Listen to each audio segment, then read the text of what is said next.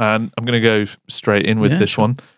So welcome. This is a big one for us. Dr. Ant Shepherd from University of Portsmouth.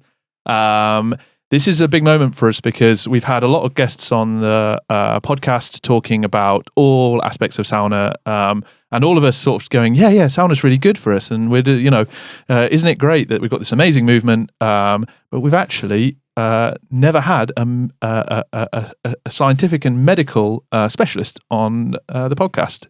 So Ant joins us. Ant, give us a quick overview of your research, and then let's go into the wild world of sauna health benefits. Yeah, thanks very much for the invite, Jake. Should be good fun having a little chat about research and all things sauna. So a bit about my research. So I'm a associate professor in clinical exercise physiology down at the University of Portsmouth.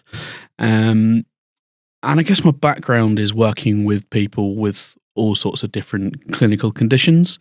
My main interest is in people who have type 2 diabetes, but we work as a group across a whole host of different clinical conditions. So things like cystic fibrosis through to looking at people with different kidney conditions, and across the spectrum really. And what I like to do is use interventions that can help people with their day-to-day life, maybe improve their health.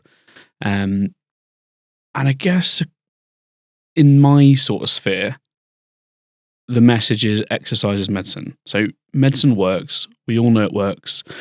And for me, some people can't exercise. And that's an important thing to consider when looking at interventions that can have health benefits, because people just say, right, go and do more exercise. There isn't a solution for everyone. Yeah. And even if some people won't exercise, just saying, well, they're not going to exercise, let's not help them, doesn't really help that situation. Yeah. So I look for interventions that can work like exercise, have health benefits, improve people's health. Yeah. One of those things that I work on is using extreme environments. So that's hot, cold, and hypoxic. And I work on the two ends of those spectrums, so the heat and the hypoxia. And today, I think we'll chat a little bit more about the heat side of things. Yeah, excellent. I mean, cold is also an important part of that, and obviously we'll kind of touch on that as well.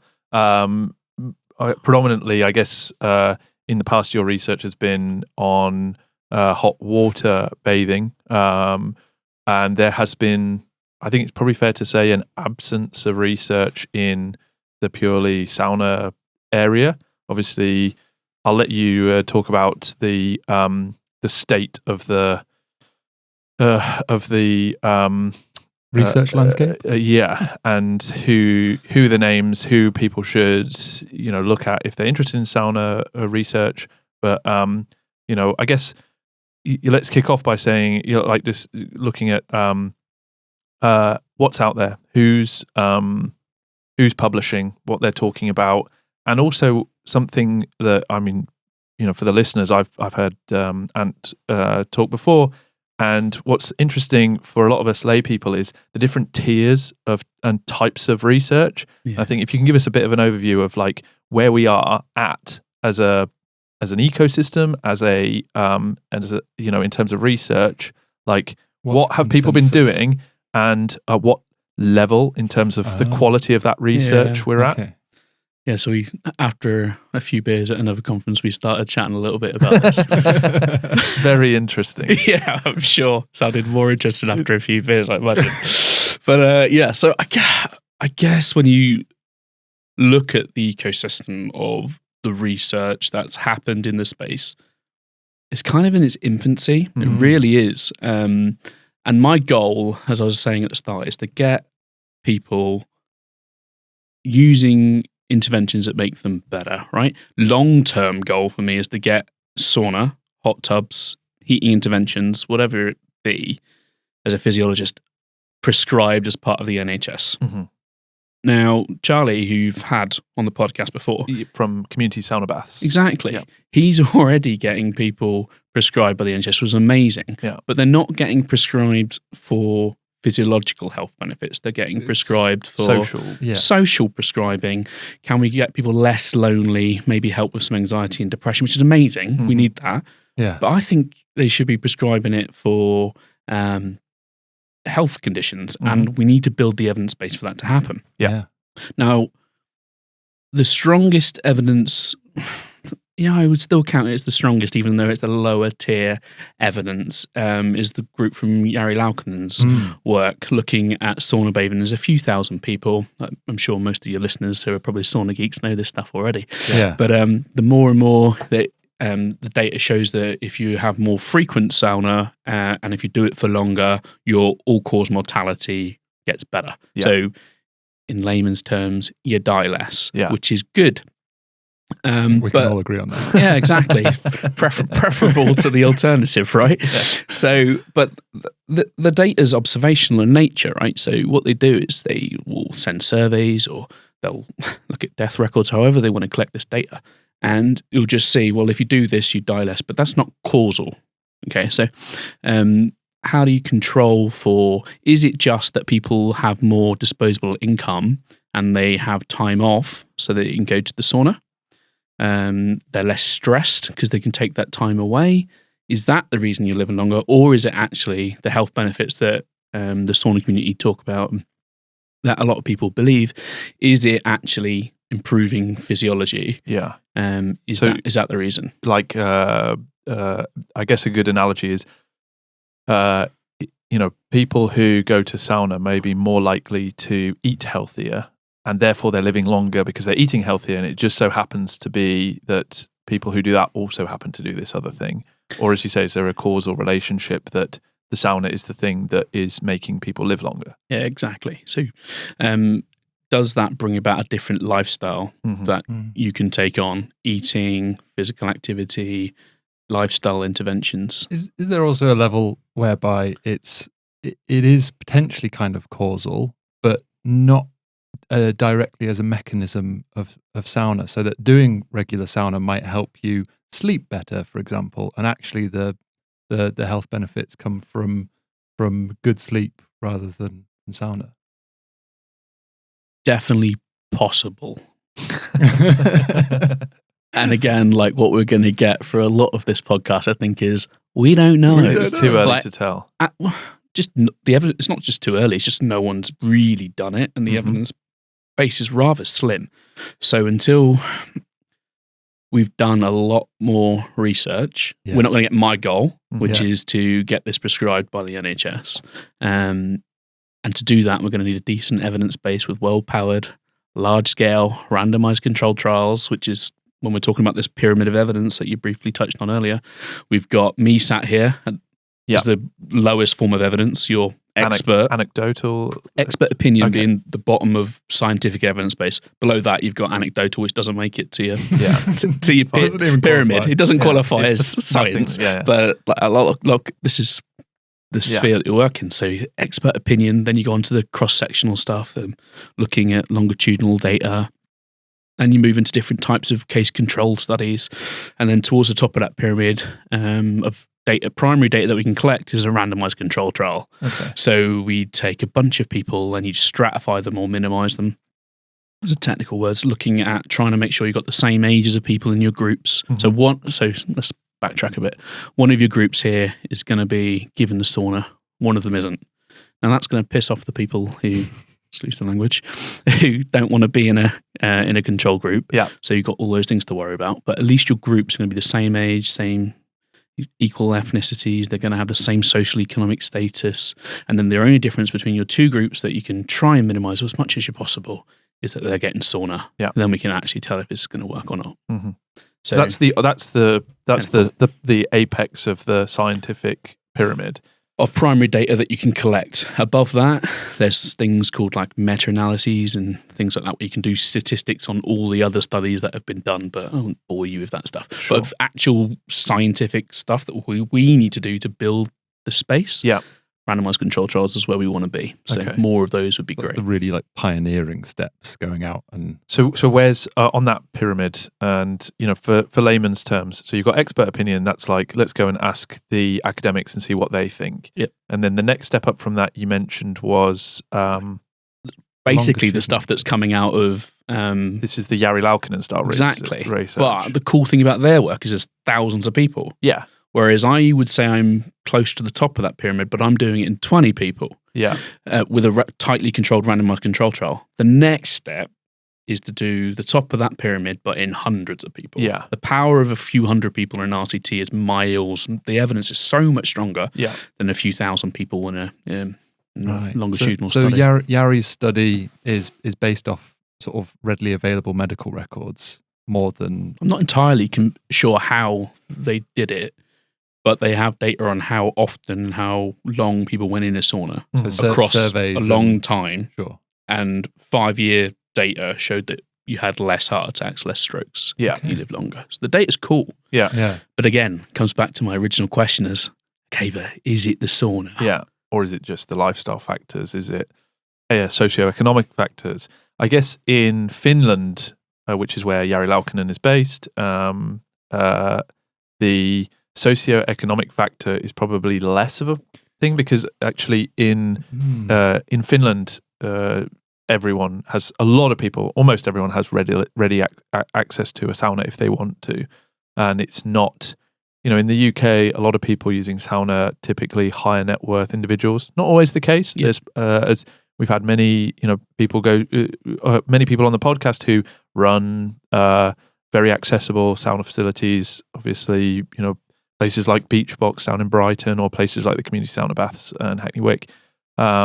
These are places where, people can go relatively inexpensively on a regular basis and enjoy sauna. But for the most part in the UK, it's quite distinct that, somebody to have a sauna in their home, you need to, first of all, be able to afford a house that has a spare room in it or have an extension or a large enough garden. So it is, in essence, more of an exclusive experience. But in Finland, it's less so. It's not only having the availability of the sauna, though, it's also having the spare time outside of your working hours. So, but then the Finns, again, it's quite interesting because they're quite a liberal nation. Things like maternity, paternity, for example, they get a lot of time. Time from work. More holidays, more time off. Most businesses close down for all of July in Finland, for example. Yes. Because they don't really summer. Yeah, because they don't really have a summer, so everybody has to kind of concentrate it in the middle of the year. I also don't think that this could be incredibly ignorant, and there's probably going to be a bunch of people that comment as such. But I would wager that there's less of a kind of range of lifestyle disparity, socioeconomically. I'm aware that is indeed the case. So a lot of Finns I know will joke and say, well, none of us are super poor, but we're all like kind of just poor together. Like there's UK, US, South Africa, India, huge wealth disparities. We're talking billionaires and people who can't afford to eat, live, clothe themselves. You also Finland's much better social security, much better access to social housing, and support systems for them. But you also have, in terms of a sample size, you have a nation of 5.5 million people, which is very small, and I would say largely, predominantly majority, same ethnic group, same kind of culture as well. The way that Finland is spread out, there's a few urban centres, but the rest of it is everyone's living the same lifestyle across. Lower population density. Yeah. I guess, interestingly though, if you just think about the number of factors, like, if you're doing these kind of big studies, people who go to sauna every day of the week, are they more likely to be biathletes? They go out skiing every day or like cross-country skiing, or are they just being more social? And by being more social in your adult life, you live longer. We know that isolation kills people. We know that, loneliness kills, so to speak. And so if you're just an old person who goes to sauna every day and you sit in a group of other people and have a conversation, maybe it's that, like, we don't know. Correct. And do we care? That's the other question. If you go to sauna and you live longer, well, maybe that's enough. Yeah. Right? In terms of the sauna community, maybe that just is enough. Yeah. For me as a physiologist, I love the heart, I love the blood vessels. Yeah. I love sticking needles in people, taking their blood and seeing, has this protein changed? Yeah. Most people don't care. I do. I want to find out, is it actually changing the human body? Yeah. And what can we do to maximize those health benefits? And maybe prescribe certain doses at some point. That'd be lovely. But so maybe it doesn't matter to everyone else listening to this. But okay, so let's go on to this, right? There isn't a huge amount of evidence out there, particularly on the sauna side. But let's talk about heat shock proteins. Let's talk about T cells, natural killer cells. These are things that people talk about. You know, when you go to sauna and cold plunge, together, you get heat shock protein increase. So we get an increase in T cells, natural killer cells. What's the state of research there? What does the research show? How is this making us better by having okay? What are the mechanics? Yeah. Okay, I've got heat shock proteins. Now what's special about that? Yeah, do your best Carl Sagan. Put it in good sentence for us. This is the hardest part. Just making it into writing a lay summary of your work. Yeah. So, what's a heat shock protein? Yeah. So heat shock proteins, the fancy bits, it's a cellular chaperone that protects you from stress. Largely, regardless of heat shock proteins, when you put someone in a stimulus, they adapt. Right? We all do.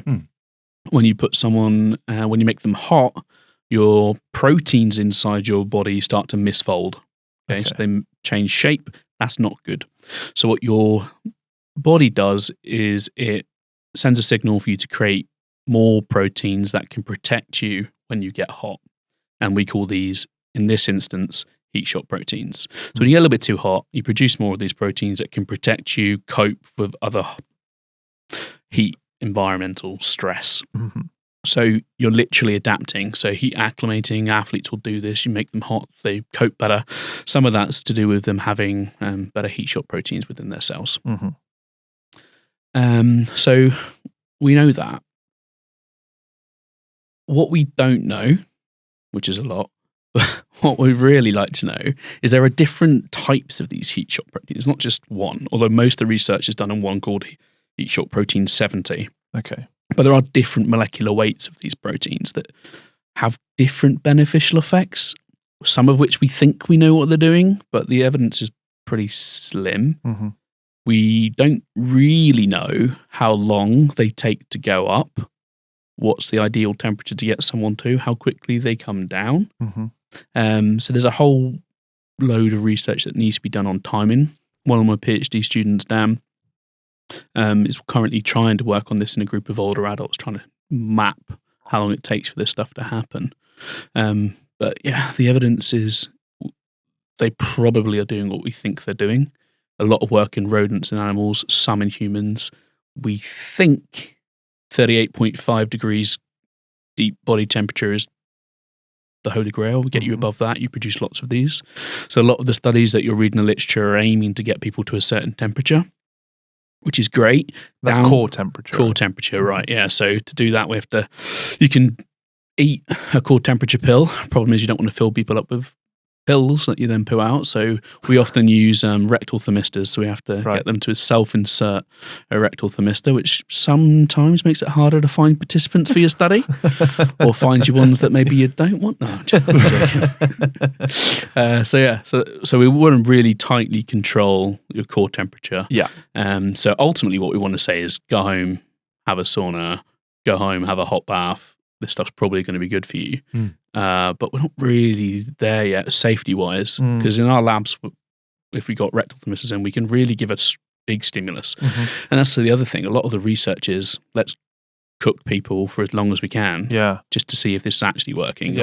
Looks like it's working, but what's the dose that will actually work? Yeah. So there is so much that we need to do. This is an interesting one as well. It's like you're talking about that, and I'm instantly thinking about sauna experiences that I've had where I've gotten very hot very quickly, and other ones where over the course of several hours it's built up and up.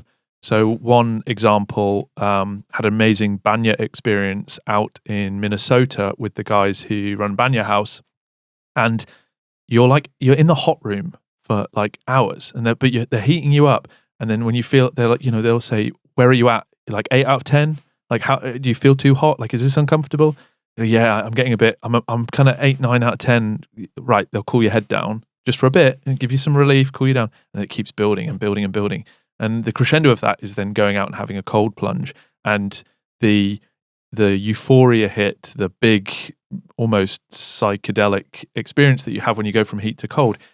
When you do that, when you build it up over a long, slow period of time, because your core temperature is like really up there, is amazing. But at the same time, is it going to be more, actually are you damaging yourself by doing that? Or do we want to get as hot as quickly as possible? Or is that just going to make us hot on the outside and our hypothalamus goes, whoa, get out of here? And, then actually there is no heat shock protein benefit. I think you will definitely be getting a heat shock protein increase in that environment. Yeah. What it is, we don't know, because I don't know of a study that's actually measured heat shock protein response to a banya. Right. So, yeah. It's, as far as I know, it doesn't exist. I find it interesting as well that the fact there's different ones. So as you say, the proteins, when they fold themselves, that's bad. Yeah. So you essentially, put a egg into a frying pan. Yeah. That's literally what's happening. Right. You're denaturing the albumin, the protein of the egg.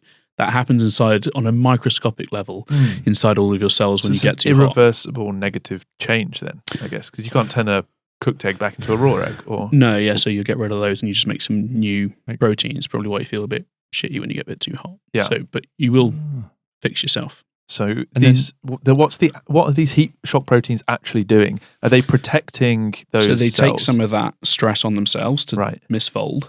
But long term, why I care about these heat shock proteins is they do some other pretty cool stuff. Right. So they can lower your inflammation. They can, says the literature, when they can improve your insulin sensitivity, which is what I love, because I love diabetes.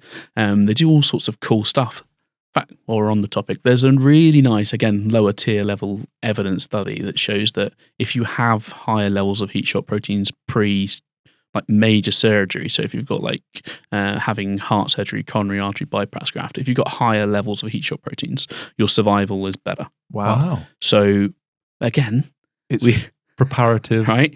So one of the next studies that I want to do will be, okay, so if we know when your heat shock proteins peak and they're beneficial for you, let's cook you so long before your surgery and then have surgery and outcomes should be better. Because that's interesting. I heard, I think it might have been Rhonda Patrick summarizing someone's research suggesting similar kind of thing. Might have been due to the inflammation, but pre-workout. So effectively, I mean, you get the benefits as well of warming up your muscles if you're doing it immediately beforehand. But in terms of before you exert yourself to that physical stress, you're already kind of... Yeah. So in our research, we've shown that there isn't a change in inflammation, but that's because the participants that we've been looking at already got low levels of inflammation. So whilst our conclusion is it doesn't improve it's because it was low. We need to get a group of people with some pretty higher levels of inflammation and see whether we can help them. A group like rheumatoid arthritis, for instance, would be a great group to do this in. Is it quite indiscriminate with the types of inflammation that it benefits? Any inflammation? We literally don't know. We don't know. We don't know. Wow. Just that it improves the pathways. That opens the door to it being relevant and beneficial to, and so much illness is caused by inflammation. Yeah, literally. Colitis, so you've got digestive inflammation, or I was listening to a documentary on Radio 4 about how most mental illness, or particularly mood relating to physical ailments, people can get quite bad depression due to just physical background inflammation every day of their life. Correct. And if you get people going to a sauna, I'm pretty sure those people feel less stressed. Yeah. Part of why it's being socially prescribed, right?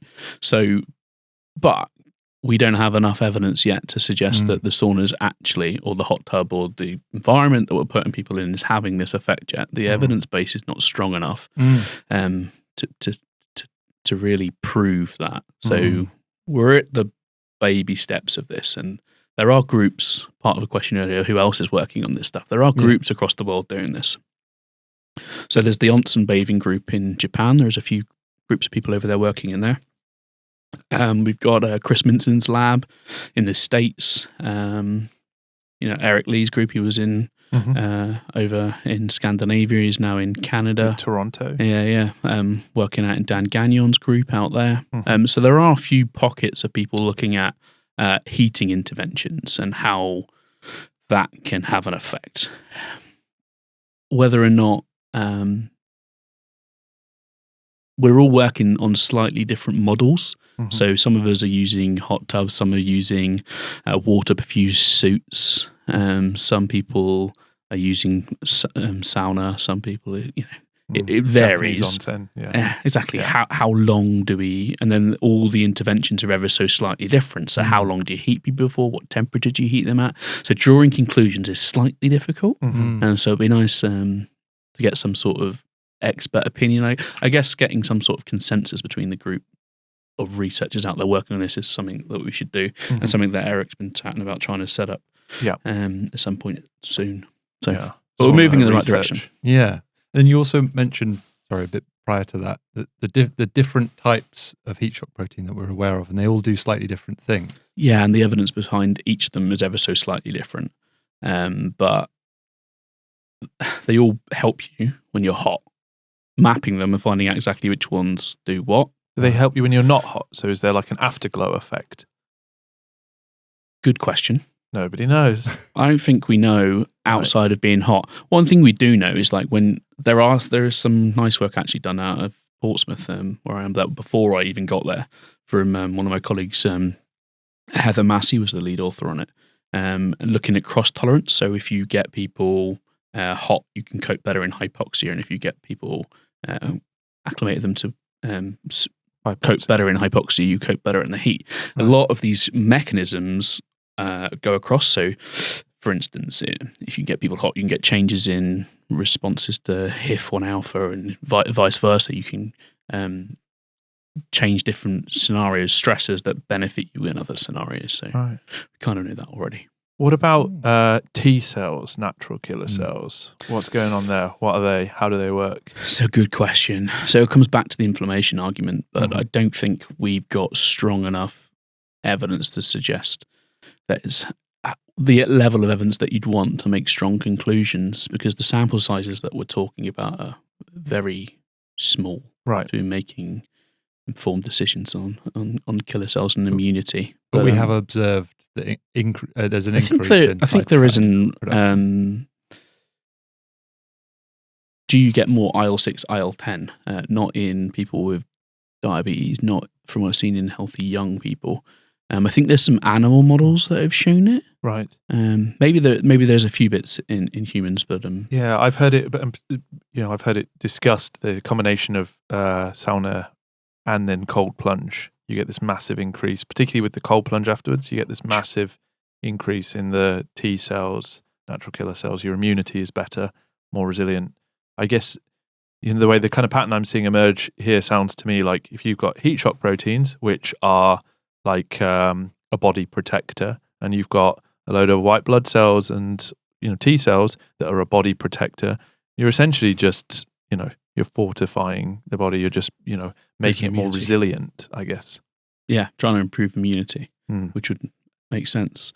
I think we've lost part of this, right? As a species, for millennia, we were going from hot environments inside your cave with your fire, outside hunter and gathering, getting cold. These days you get cold, you put a jumper on. You get hot, you put the aircon on. Yeah. So we're quite tightly very controlled. Regulated. Precisely. So we've lost a bit of that.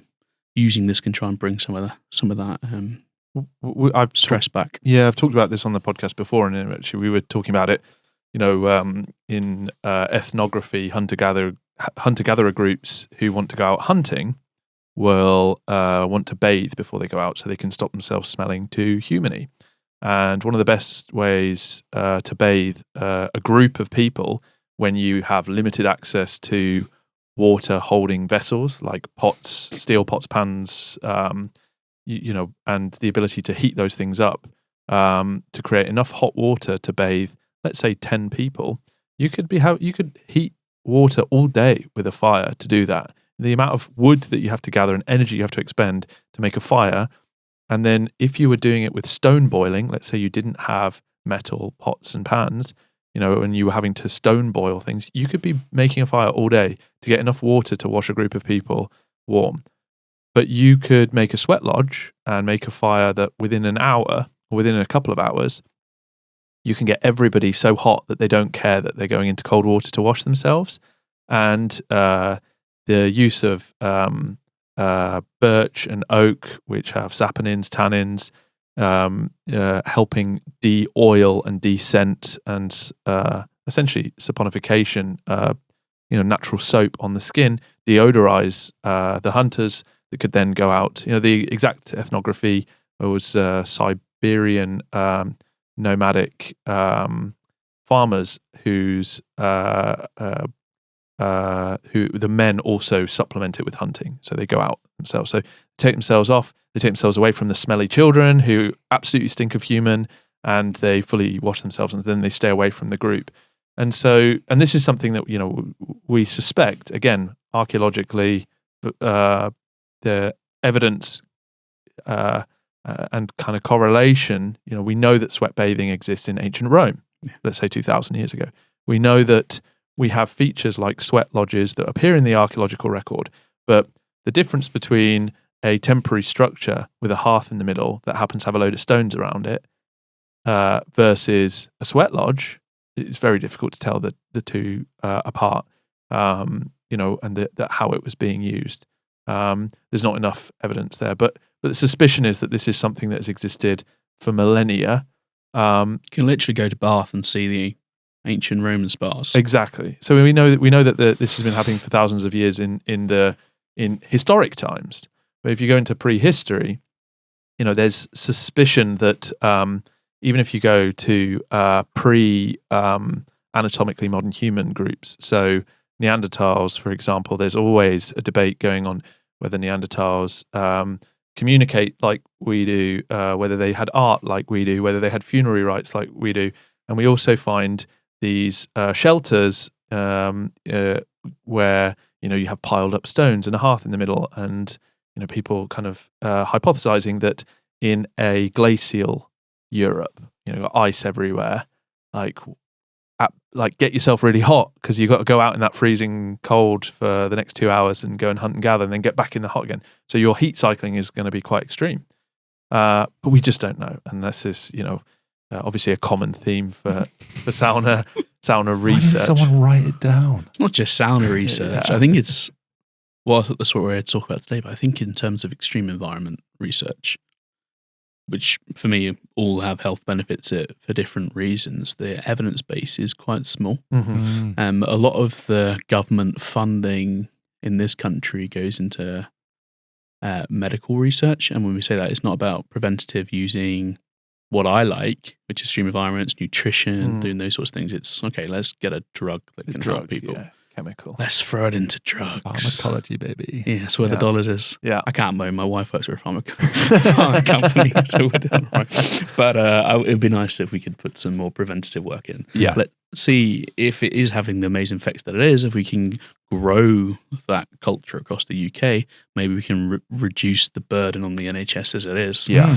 Which would be great. It's something that we're seeing in the industry. The growth in the industry and the consistent growth in the industry seems to be driven by the fact that more and more people are striving for better health outcomes and avoiding going into hospital in the first place. And you want to live as long as possible, spend as little time in hospitals, but keep out of there. It's for sick people. So this mindset of trying to kind of prevent rather than cure after the fact, I think is certainly changing in this country. Out of interest, if you were to, if you could rally all of the researchers in this space, where should our big focus be? Because I think there's a lot of people now who are strong believers that this is really good for us. And obviously we don't want to create confirmation bias. There are also, and we can come on to this, there are also things like Dr. Eric Lee was talking about in terms of there are temporary negative impacts of exposure to heat, for example. He loves chatting about this. Which is an important point. Exactly, like sperm count. So, it's and mobility. So there's important things here that is not all. We can't just only look at the good stuff, right? Like we should probably actually cover that one just quickly, because we can't mention low sperm count and low sperm motility without having the asterisk that he says temporary. It's temporary. Give it a few weeks. Imagine people Googling right now. You've got to be careful what you're Googling. It's reversible. Stop the heat bathing. And it's also, I should confirm that this isn't preventative. This isn't a contraception. Absolutely not. It'll work a little bit, just not as well as you might hope. Yeah. So I mean, the research suggests that if you're using the sauna regularly, the quality and motility of your sperm essentially is reduced slightly. Yes, down a little bit. So you need to be a little bit aware of it if you're trying to actively have children. You probably want to avoid it then. But some other health risks, I guess we can cover those. You can get some syncope when people get too hot. So what's syncope? Passing out, essentially. Fainting, which is a bit of less of a problem if you're in a sauna, a bit more of a problem if you're in a hot tub. Yeah. Drowning risks and so on. I've seen people faint in saunas or having just left saunas. Well, there's one lady it happened to at the British Sauna Summit. UK Sauna Summit. That's the ticket. Let's get the name wrong. So it's frequent, does happen. Yeah. So something to be a little bit aware of. And what's causing that? Like, actually, why would you faint in that condition? Like vasodilation? Hypoxia in your brain? Huh? No, so blood pressure. Right. Would be the main driver for that. Postural change. When you've already got low blood sitting pressure to standing, that sort of thing. Yeah, so right, got to be a little bit aware. And what could that is that indicative of something? If somebody finds themselves fainting, are they more likely to have low blood pressure, high blood pressure? Are they? So this comes back to a really interesting question, right? So you have high blood pressure or diabetes. You go to a commercial gym. On the wall, it will say, if you've got these conditions, don't go in the hot tub. If you've got high blood pressure. Yet we know. We've shown it, lots of other labs have shown it. You get someone hot, you vasodilate. So all your blood goes to the periphery. Yeah. All your blood vessels open up nice and wide, lots of nitric oxide release, blood pressure comes down. Right. So why are we telling people who've got high blood pressure not to have saunas? Is there a phase during their heat up that it could in fact be too low? No, on the contrary, is there a phase whilst heating up that not that I know of. Blood pressure gets dangerously high or doesn't increase? No, as soon as you start getting warm, the literal body mechanism to that response is to make you try and lose heat. Yeah. So what your body is, because it's really tightly controlled how well you can control your heat. So all the blood vessels start opening up. You shunt your blood away from the core to your periphery to try and lose heat to the environment. The reason why I love hot tubs is because you get this, if the water's hotter than you've got the surface area surrounding the whole of the skin, which gives you the most contact for you to bring more heat in. Because you're sending the blood to the periphery, yet the water's hotter than you, so you bring it to your core much faster. So if we're looking for interventions to heat you really fast, not saying that is a good thing, so controlling it slower with sauna might be better. We don't actually know. No one's done the study.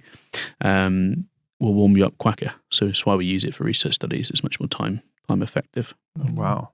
Okay. And we can control the temperature of that water really well. Whereas steam, unless you've got some fancy fans that can keep the temperature of the whole sauna the same, depending on how tall people are, you're going to get a different heat response. Yeah. And are you coating the whole body? So there are ways to do it, but it's just easy to control in the lab. Yeah. I would have assumed. Yeah. I would have assumed that when you first go into a sauna, you sort of, physically you flush, your body feels under stress, you feel under stress, that your blood pressure would go up.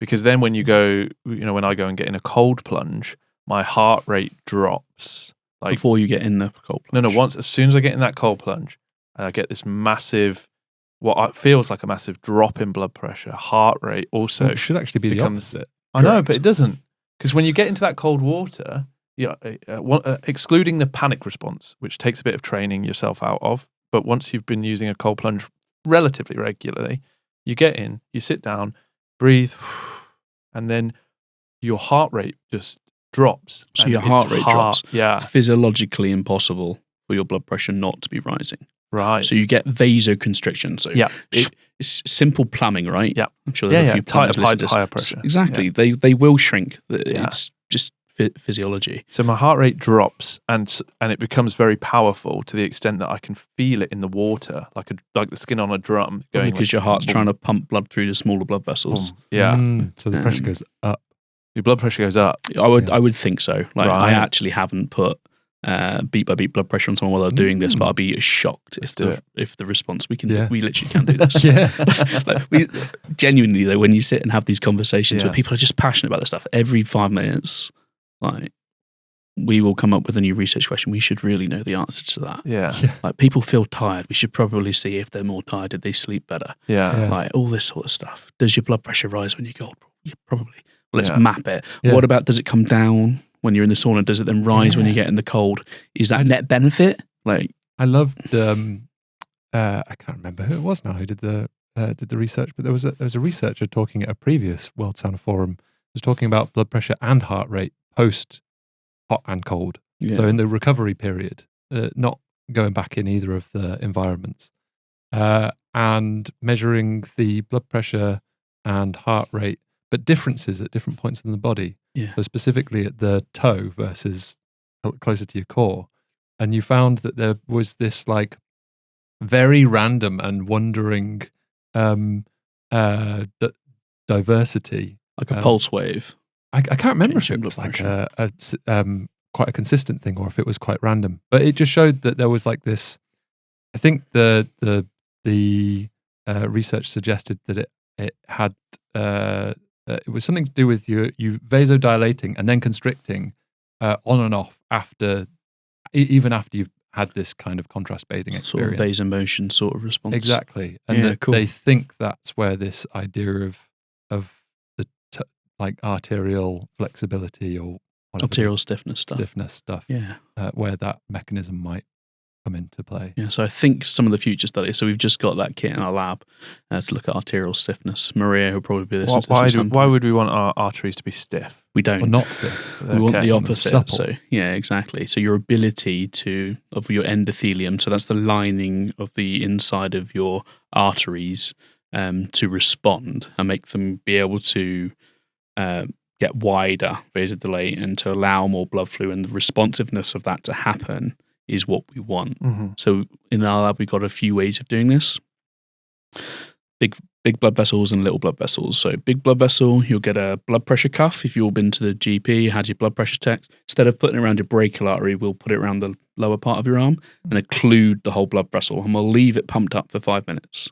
So that builds up a lot of like pressure, some toxins in there, starts to no permanent damage for the people listening. Ethics committees. It's pretty normal. We rapidly deflate it, but what we're doing with the brachial artery is we're measuring with an ultrasound the diameter of your arteries, and the quicker it dilates, the healthier you are. So as the blood pushes through, the shear stress will release nitric oxide, which is a very potent vasodilator, and that will make your blood vessels go much wider, much quicker. And we all produce this nitric oxide naturally within the body, which is actually what my PhD started on before I got into this wacky world of heating people. Wow. Yeah, it's good fun. There's also a lot of unusual kind of secondary effects that I've sort of experienced that I've often wondered, what's the action going on here? And I think there's, it's easy for us to kind of look at blood pressure and look at, the proteins and things like that. But, one thing, sometimes, not all the time, but sometimes when I've gone from very hot saunas to very cold plunges, during that normalization period, there's a few things that go on. The positive thing, the thing we've talked about before, euphoria hit. You feel great. Some people talk about sauna drunk. There's like sauna brain, which is this kind of thing that you're not entirely cognizant because you're kind of in a bit of a strange headspace. I've, particularly in cold plunges following a long sauna session in the middle of winter, where it's very cold, I've had sort of auditory hallucinations where I've thought I could hear somebody talking, and then I've looked around and there's just nobody there. And I'm like, oh, it's kind of a weird, it kind of makes me think about polar explorers or people climbing Everest telling stories about, I had a full conversation with Sir Edmund Hillary, who's obviously, the ghost came in my tent and we had a conversation, and then he went. I think that's an edema, though. Is it HACE, they call it? I can't remember what high altitude cerebral edema. There you go. Yeah. Could be that. So treatment for that is Viagra, which is a PDE5 inhibitor, which also works on the same pathway as nitric oxide. For those of you that want to care about that sort of stuff. So are you saying that sauna will help people suffering from ED? Could do. Right. We don't know. Interesting. This is another good research question. Genuinely should. Yeah. So if inflammation improves, for those that care, let's go off on a tangent here. Yeah. So we all have, when we're talking about nitric oxide on the inside of your arteries, we've got this endothelium. Inside there, we've got enzymes called nitric oxide synthase, enzyme which produces nitric oxide. If stuff goes into that, like a semi-essential amino acid, we've got oxygen, we've got a whole bunch of different bits of the ingredient list that need to go in there. One of those is called tetrahydrobiopterin, or BH4. If you have inflammation or oxidative stress, to be more specific, but I would bore your listeners with that, you get BH2 instead. And instead of producing nitric oxide, you get superoxide, which is inflammatory.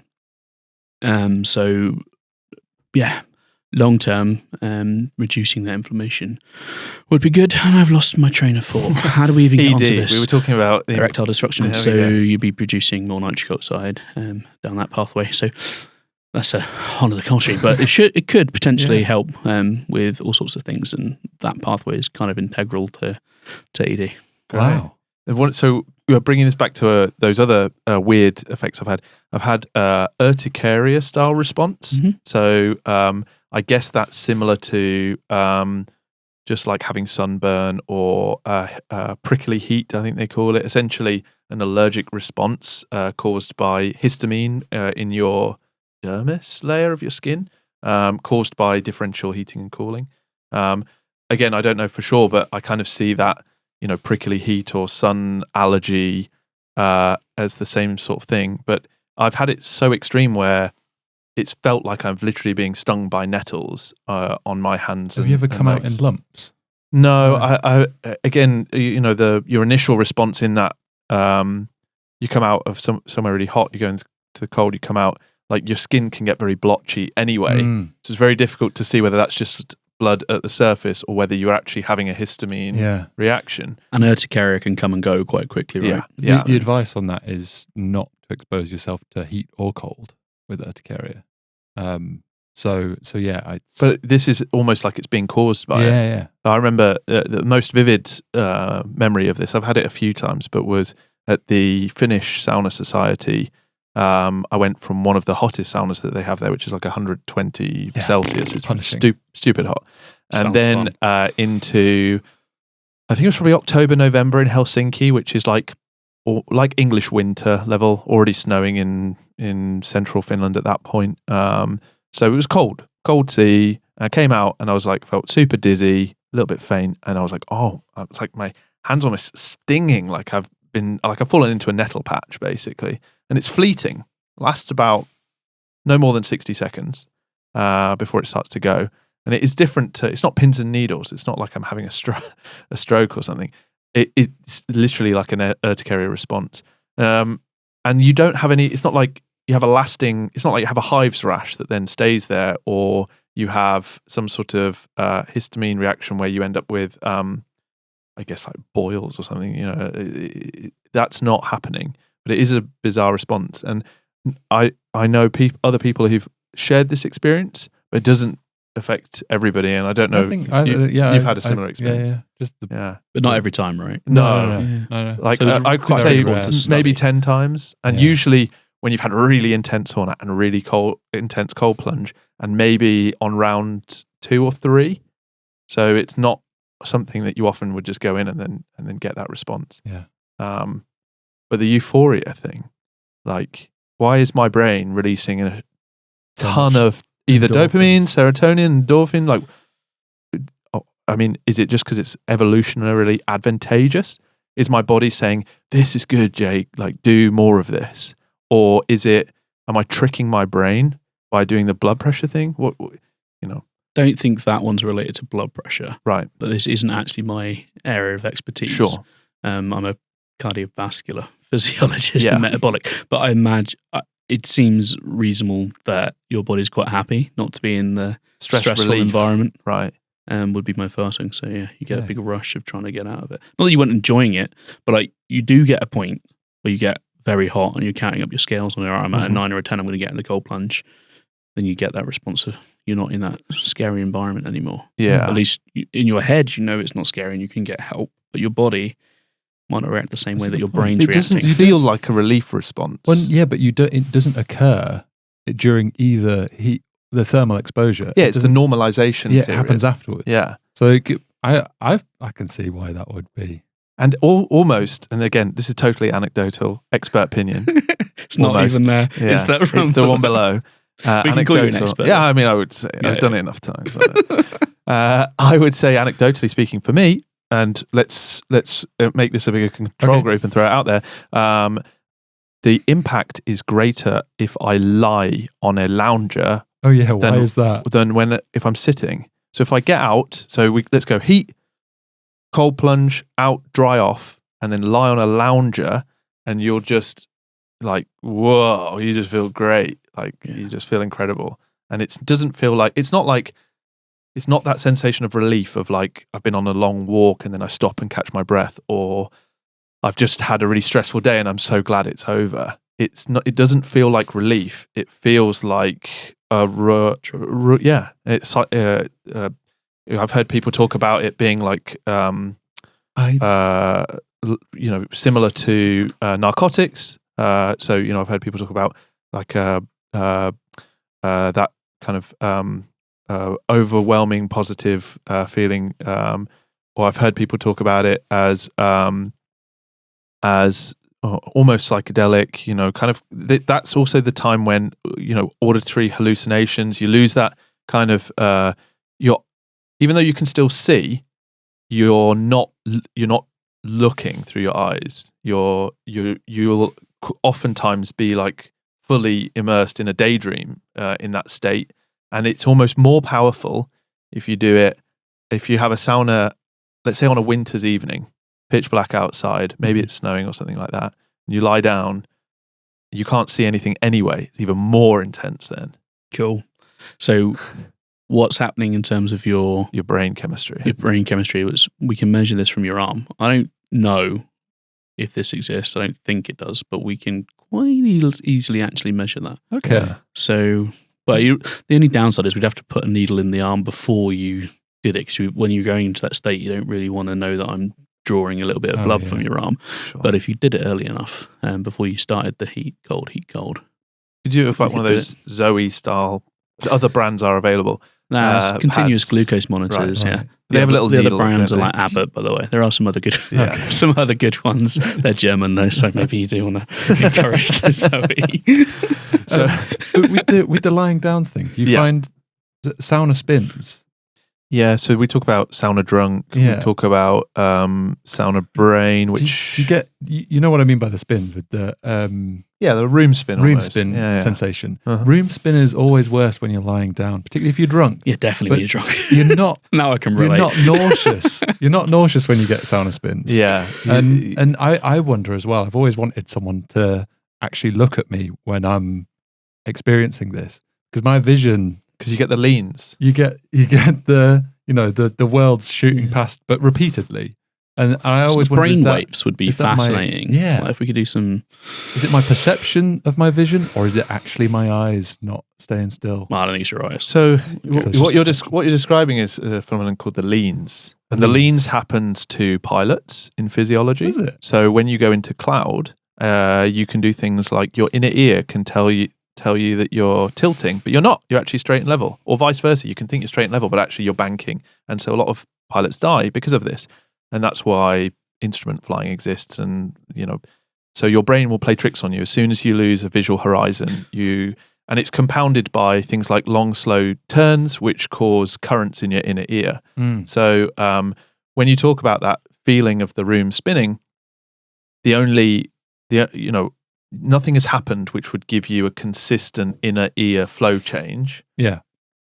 The only other analogy I could see based on that would be when you are inebriated. I've drunk too much, I get into bed, the world starts spinning around me, and then at some point you're going to... And that is drug-induced, right? Yeah. And you're getting a drug release from your body from these euphoric experiences. Yeah. So that'll make sense. Measuring it would be cool.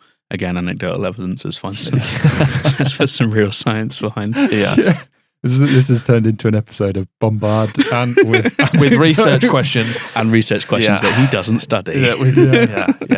But it's all good fun. Yeah. And this is an important thing. We need to get the researchers around the world to get around a table, have these conversations, and from our side, the interesting thing, and companies like ours who are interested in supporting this kind of research, is like, what we don't need to do is make 1,000 saunas around the world. What we need to do is get a few saunas, but make sure that all the researchers are asking the right questions and utilizing those resources as best possible, and therefore sitting around a table together and going, have we thought about this? Have we thought about that? And discussing these anecdotal things where we're it'll give you clues to map out categories of research and 100%. Also where they might, different fields cross over. So the way I see that working is the 6-7 labs that do this in those saunas that we can bring together all have one central question, which we agree a priori. So at the start, what's the most important question?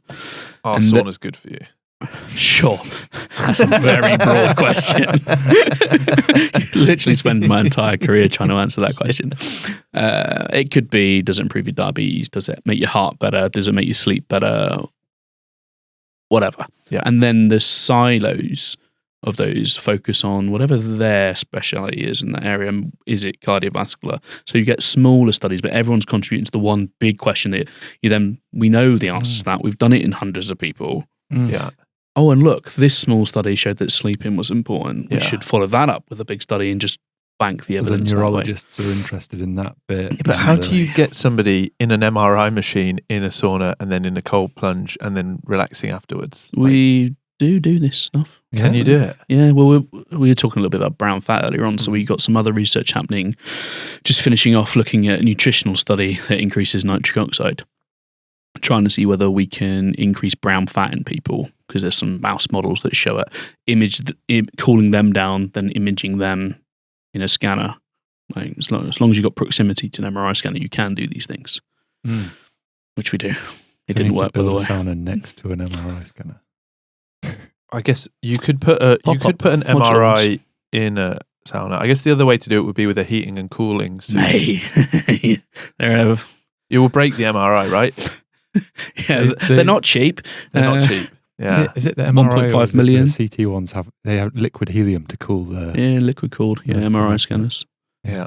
Good fun though. You get to play with a big magnet all day. Have you seen it with the cover off?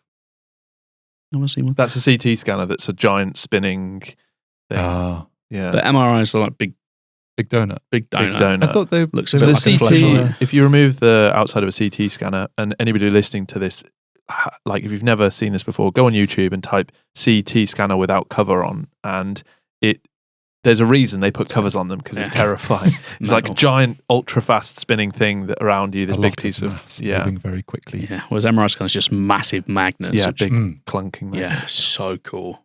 So I was in an MRI, for those who know. So one of the reasons I'm in the sauna space is following a spinal injury, used sauna, found it's amazing for inflammation, pain management, all the rest of it. Did an MRI machine not too long ago looking at my back, and I forgot to take off my wedding ring. And I thought, what's going to happen here? And it just pulsed every time the machine vibrated. It vibrated. It'll get hot. So you wouldn't have felt it. It didn't get. It didn't get too hot because it's gold, so it's not a lot of internal resistance.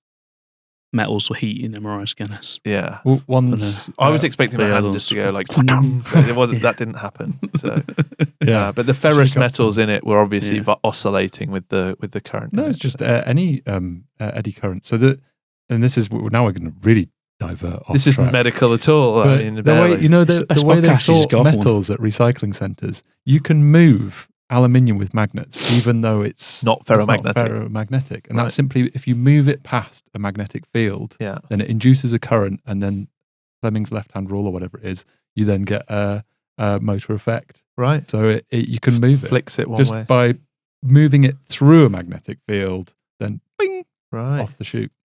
That's cool. Yeah. Eddy current. Every day's a school day. Yeah. Wow. Okay. So. Let's talk about so we talked about the state of the art, the state of the industry. We've talked about kind of research that's going on. What research is going on now that you can talk about, and what do you think the future of this research is? I'll tell the world exactly what we're doing. I don't mind. I'm not precious about this stuff. If other people want to copy you, now you've said it, so you can cite this podcast in your, I'll do my best, see if I can get it into my next publication. Yeah, or one of the lads. So I should probably say a lot of the work that I'm talking about is actually being done by my PhD students or postdoctoral researchers. Great group. Like a good supervisor, you're going to take it as your own and try not to. It's all that hard work. If you're listening, get back, start writing those papers. Yeah. So some of the stuff that we're waiting to come out. So we got a cardiovascular paper by Dr. James Nowers, who's passed his Viva, who shows that having a hot tub an hour a day for 10 days across a 2-week period improves cardiovascular function. So you get without actually measuring fitness, their heart's having to work less hard to do the same work. Your metabolism improves, so you're actually having to burn less calories to live, which sounds bad. You caveat that with you get in the sauna, you burn calories. Yeah. So you burn them by doing this sort of exercise mimetic, but then you become slightly fitter, so you burn less calories and your heart has to work less hard. Right. So you're getting like this conflicting opinion. Right. But anyways, long term, lower rest of metabolic means you're probably fitter, which is good for you. Yeah. No, we didn't see any effects on the actual endothelium itself. We thought we would. Maybe we need more people. Yeah. Before we can see that sort of stuff. And then Dan currently is working on a study looking for healthy older adults. If you're listening, we need a couple more to finish off this study. Just come to our hot tubs. It's 2 to 3 times a week for a 6-week period. And then there's some before and after testing that we would need to do. So if you're in the Hampshire area, do hit me up. We're after a couple of people that are over 55. Brilliant. So we're working on that. So based on that, and we'll just quickly touch on that. Is it too early to tell, or generally speaking, so you can't replace exercise with let's call it heat cycling or heat therapy, but heat therapy if there's nothing or there's heat therapy, then that's better. If there's nothing or there's exercise, then that's better. Do we know whether exercise and heat therapy is synergistic, more beneficial, or are we now in the great unknown again? We're coming to the great unknown. I think we do know a little bit. Some people have done exercise and heat. I think it's kind of more natural because the people doing this research are mainly exercise physiologists. Mm-hmm. So they know exercise and now let's bung on some heat and see if that works. But again, we're talking about studies with 8, 10, 12 people doing these sorts of things. There was some work that came out of Loughborough. There's a paper by Faulkner looking at the differences between exercise and heating and showing some nice changes in heat shock proteins at their equivalent. Mm-hmm. You get a similar heat shock response to exercise that you do for heating. Right. So there is bits and pieces out there, but we definitely need to know more about adding heat on to those environments. We don't know if it's a performance enhance. So like the point I'm making here or trying to touch on is a lot of people will go to the gym and then use a sauna. They'll see it as a recovery, heat and cold as recovery to exercise. And, we've been fortunate enough to do a number of installations, both sauna installations and cold plunges for Premiership football teams and big athletes. But yeah, Olympic athletes and things like that, big performance athlete community. And obviously they swear by it from a recovery perspective. Do we actually have any hard science on this, or is that still in its early stages? It's not quite my area of expertise either, because I try and stick with, I love patients. This is going to sound a bit of a cop-out, but I shouldn't say patients. People with chronic diseases, because by trade, I'm actually a sports scientist.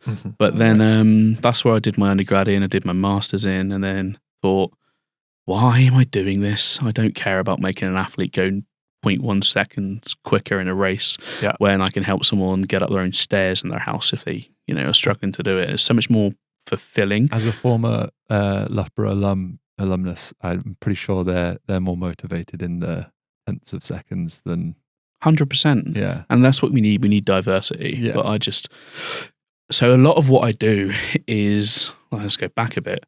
My PhD was using sports supplements in people with disease, trying to increase nitric oxide, which in athletes makes you use less oxygen to go further. Pretty cool stuff. Put that into someone who's got diabetes, doesn't work. It just didn't work. For lots of reasons to do with oxidative stress and inflammation, I think, which we can talk about over a beer later on. Probably not useful for this chat. But when I got to Portsmouth, they were putting athletes into hypoxia, and they were putting athletes into hot environments to acclimate them for going to do sports and extremes. They're saying, well, it makes them fitter, and it gets them high levels of EPO, or it does this, that, and the other. And I'm like, why the hell aren't we doing this with people who actually need it? And there aren't many people across the world that are doing this, but it's doing this stuff in healthy people. Why wouldn't it do it in people who've got chronic disease? So that's kind of why I got into this space. So it's a bit of a cop-out, but I don't know that area of the literature as well as I probably should. Yeah. But I'm all about so people with chronic disease. Diabetes is one of the areas that you've heavily focused on. Yeah. What's the initial findings that you're seeing there? Heat exposure, good for diabetic? Tick, in a group of, again, James et al., if you're listening. He's published a few papers on this now. So we get reductions in blood pressure when you're in the bath, and we get reductions 10 days later. That is still, so let's caveat that again. Have a hot tub an hour a day for 10 days across a 2-week period. 2 days after that, your blood pressure is still lower. Again, we need more people, probably still even more tightly controlled studies. Insulin sensitivity, we published that one 6 months ago now, showing that your fasting insulin sensitivity, so that is how well your insulin is working, improves if you got diabetes. It's hard to argue with biochemical changes that your insulin works better, so you get away a little bit better with the design on that one and the end. So yeah, looks like it's having beneficial effects in people with diabetes. But again, I'm going to write the grant in the summer. This time I'm going to try and get the money from the NHS to do it in a few hundred people, but we'll see how that goes. That's exciting. Yeah, it's good fun. Yeah, good luck. I love playing in the lab. It's great fun. Well, these days it's more managing a team who are playing in the lab, but it's still good fun. Brilliant. And then for the future of this, I guess, you've talked on sort of and there's people like Eric Lee, Glenn over in the States as well. And behind the scenes, a lot of us are kind of pushing for this kind of, I don't know what the formal name will be, but SRG, Sauna Research Group, different, looking for different specialists in different areas. Like we've discussed, people who are looking at maybe blood pressure, cardiovascular, neurochemistry, metabolic, even things like skin, reproductive, obviously, one we talked about. Sleep is a huge one. Let's get Dr. Matthew Walker on. Gut microbiome. Yeah. I think that's fascinating. Yeah, and these are things that we can do. So people are doing research in heating, looking at leaky guts and things like that. We could quite easily, again, not in sauna and hot tubs, and usually in young people who don't need the benefit as much, but these are things we can do. We have the capability to do this stuff. Is where do you focus first?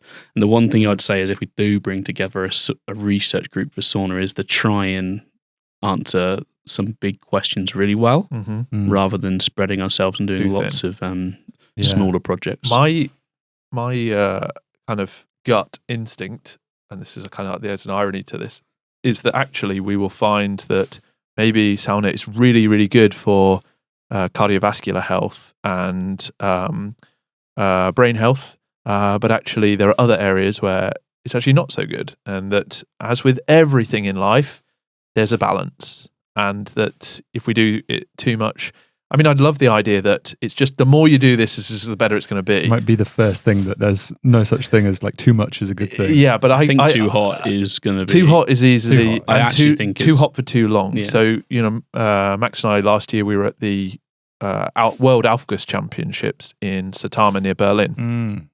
A week long, and you've got like, let's say 5 or 6 different Aufguss rituals shown throughout the day. In fact, there's probably more like 10, but you can only get so many tickets.